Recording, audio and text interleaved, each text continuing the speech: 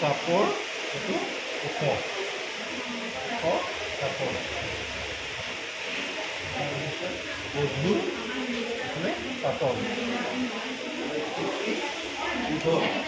চুটি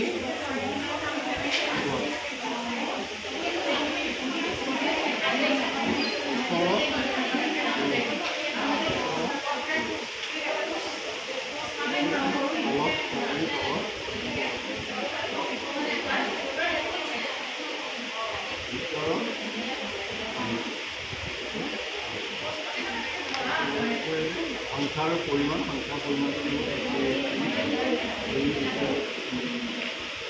তাৰপিছত তৃতীয়তে মানে সামগ্ৰিক ঘৰত তেনেকৈ নম্বৰ সংখ্যাৰ ধাৰণ লৈছে এক এটা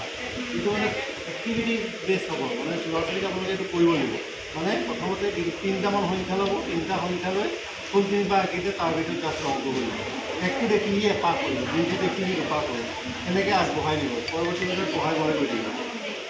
এইটো ইংৰাজীৰ কনচেপ্ট একে আৰু আছে এই আগৰ পাছৰ আৰু মাজৰ সংখ্যা পাছৰ আগৰ সংখ্যাটো কি 4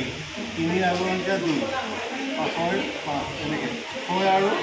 8ৰ মাজৰ সংখ্যাটো 7 এতিয়া পাছৰ সংখ্যা দিব 7ৰ পাছত 8 পাছৰ পিছত 6 8ৰ পিছত 9 এনেকৈ সংখ্যাৰ ধাৰণা দিব